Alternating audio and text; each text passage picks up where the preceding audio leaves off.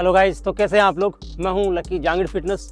तो पिछले वीडियो में हमने बात की कि how to start gym as a beginner, और आज के वीडियो में हम कवर करेंगे कि बिगिनर्स के लिए हमारा सबसे बढ़िया वर्कआउट स्प्लिट कौन सा रहेगा।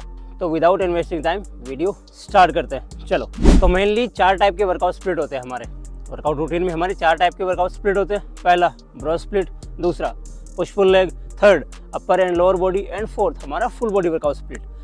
तो पहले नंबर पे हम बात करेंगे ब्रो स्प्लिट की। तो ब्रो स्प्लिट का मतलब है कि हम किसी एक मसल ग्रुप को वीक में एक ही बार टारगेट करते हैं। पूरा जो आपका वर्कआउट वॉल्यूम होता है, इंटेंसिटी, तो वो किसी एक ही मसल ग्रुप पे होती है, ना कि कोई डिफरेंट अलग अलग मसल पार्ट पे होती है। मोस्टली ये वर्कआउट स्प्लिट जो एडवांस एथलीट होते हैं, एडवांस एथलीट बॉडी बिल्डर्स, ये यूज करते हैं, बिकॉज ऑफ इसमें number of exercise, volume and intensity वो हाई होती है।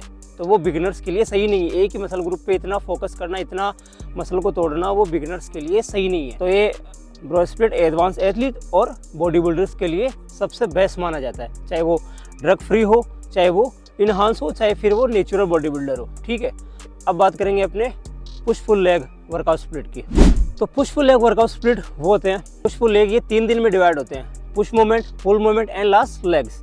तो पुश मूवमेंट की एक्सरसाइज वो होती है जिसमें हम जैसे हम बेंच प्रेसेस लगा रहे हैं, शोल्डर प्रेसेस लगा रहे हैं, ट्राइसेप्स पुश डाउन्स लगा रहे हैं, ये हमारे पुश मूवमेंट में आते हैं, जिसमें हम ये तीनों पार्ट को एक दिन, इन तीनों पर्टिकुलर पार्ट्स को एक दिन में ट्रेन करते हैं। वहीं दूसरे दिन पुल मूवमेंट्स की बात करूं तो जिसमें हम किसी चीज़ को खींच रहे हैं, जैसे हम लेग पुल डाउन लगा रहे हैं, ठीक है, बाइसेप्स बारबल कर्ल लगा रहे हैं, ठीक है, तो ये हमारे पुल मूवमेंट्स में आ जाते हैं। लास्ट का बचा हमारा लेग्स, वो अलग सेपरेट होता है, जिसमें हमारा ग्लूट्स, हैमस्ट्रिंग्स, एब्डक्टर्स, ये सारे थाइज वगैरह ये हमारे लेग्स एक्सरसाइज के दिन आ जाता है। Push pull leg workout split है, ये वीक में आप 3 बार या फिर 6 बार भी अपने अकॉर्डिंग सेट कर सकते हो।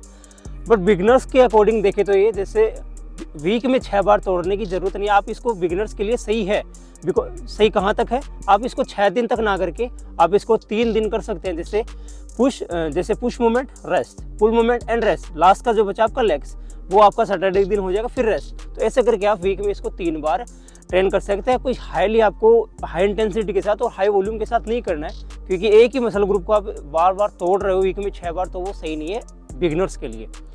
तो ये पुश पुल लेग मूवमेंट्स जैसे इंटरमीडिएट हो गए, जो थोड़ा आपको 6 महीने हो गए, 8 महीने हो गए, साल भर हो गया, उनके लिए थोड़ा सा सही होता है। जो एडवांस एथलीट में आ जाते हैं, जो एडवांस कैटेगरी में आ जाते हैं, और जो इंटरमीडिएट कैटेगरी में आ जाते हैं, वो उनके लिए वो थोड़ा सा सही हो जाता है, because of number of exercise, number of जो आपका target muscle, number of exercise, आपका जो इंटेंसिटी वॉल्यूम धीरे धीरे बिगिनर से आप ऊपर उठते जाते हो, वैसे भी एक्सरसाइज वॉल्यूम भी आपका बढ़ता जाता है।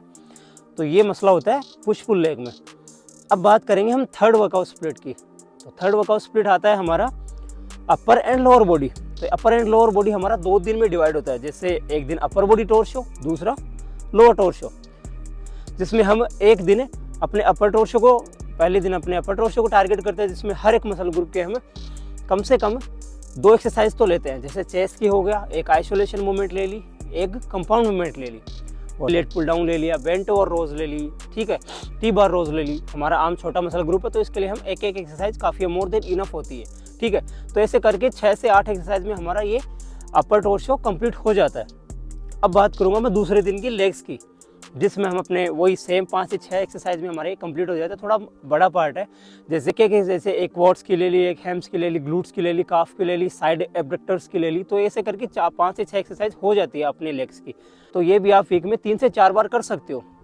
जैसे वापस से आप upper body and lower body rest, upper body lower body and rest, upper body lower body and rest. ऐसे करके आप इसको 3 से 4 बार वीक में कर सकते हो, कोई इशू नहीं। बिगिनर्स के लिए एक बेस्ट वर्कआउट स्प्लिट होता है। अब लास्ट की जो मैं बात करूं, वो है सबसे मेन बिगिनर्स के लिए जो इफेक्टिव भी है, जो बिगिनर्स ही नहीं, जैसे कोई बिजी शेड्यूल के हो गए, जैसे आप आप जॉब पे जा रहे हो, प्राइवेट सेक्टर में काम कर रहे हो, चाहे गवर्नमेंट सेक्टर हो, प्राइवेट सेक्टर हो, आप वहाँ काम कर रहे हो, आपके पास टाइम का थोड़ा सा इशू है, ठीक है, तो उनके लिए भी एक बेस्ट होता है। या फिर जैसे कोई स्पोर्ट्समैन हो गया, कोई एथलीट हो गई, स्पोर्ट्समैन हो गया, उनके लिए कोई आप पावर लिफ्टर मान सकते हो, उनके लिए जो फुल बॉडी वर्कआउट स्प्लिट होता है वो अच्छा होता है, बेस्ट होता है। और बिगिनर्स के लिए होता ही है, जिसमें आप हर एक मसल ग्रुप के एक एक्सरसाइज परफॉर्म करते हैं, वो चाहे आप आइसोलेशन मूवमेंट ले रहे हो, वो चाहे आप कंपाउंड मूवमेंट ले रहे हो। जैसे आपने फॉर एग्जांपल आपने चेस्ट की एक ले ली, वो चाहे आप बैक फ्लाई ले रहे हो या फिर बेंच प्रेस, ठीक है, ये दोनों में से आप एक चूज़ कर रहे हो। पर एक बात बता दूं आपको, मैंने आपको पहले वीडियो में बताई थी कि जो बिगनर्स होता है उनके लिए जो सपोर्टेड मूवमेंट की जो एक्सरसाइज होती है वो बेस्ट होती है। सपोर्टेड मूवमेंट बोले तो जहां आप किसी मशीन पे बैठ के अपना वर्कआउट परफॉर्म कर रहे हो वो सपोर्टेड मूवमेंट होती है, जिसमें आप अपने पोस्चर को, अपने टेक्निक को, अपने मसलमान कनेक्शंस को, इनको आप बेटर कर सकते हैं। फुल बॉडी वर्कआउट स्प्लिट में आप इसको वीक में 3 बार भी लगा सकते हैं, मैक्सिमम 4 से 5 बार लगा सकते हैं, जिससे आपकी मसल ज़्यादा सोर भी नहीं होगी और आप इजीली अपना वर्कआउट परफॉर्म कर सकोगे। अगले दिन आप इजीली आके अपना वर्कआउट परफॉर्म कर सकोगे, जिससे आपकी सोरनेस भी ज़्यादा नहीं होगी। एक ही मसल ग्रुप पे आप लगा रहे हो, स्ट्रेच कर रहे हो, आपकी बाइसेप्स वर्क नहीं कर रही है, जैसे आपके चेस्ट पैक्स में पेन हो रहा है, बैक में पेन हो रहा है, जिससे आप ठीक से ना लेग्स लगा पा रहे हो, कोर्स लगा पा रहे हो, तो ये दिक्कत आती है। तो आप इसमें आप ज़्यादा वॉल्यूम भी हाई नहीं होता, इंटेंसिटी भी हाई नहीं होती।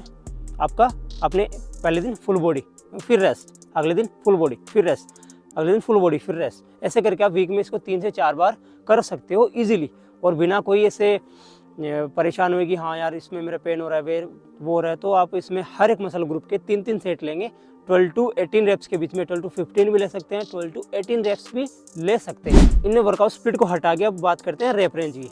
अब रेप रेंज की अगर मैं बात करूँ तो चाहे वो आपका फुल बॉडी हो, चाहे वो अपर एंड लोअर बॉडी हो, एंड चाहे वो पुश फुल लेग हो, इसमें आप तीनों में ही आपका जो एज ए बिगनर वर्क जो रेप रेंज होती है वो थोड़ी सी हाईली होती है। जैसे मान के चले तो 12 to 15, 12 to 18 रेप रेंज का रेशियो ये होता है।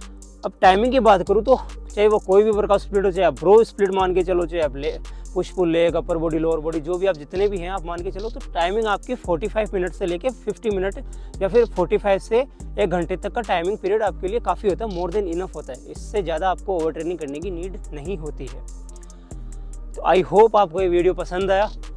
तो मिलते हैं एक नेक्स्ट वीडियो में एक नई इन्फॉर्मेशन के साथ। तब तक आप मेरे पेज को लाइक करो, शेयर करो एंड सब्सक्राइब करो। Thank you.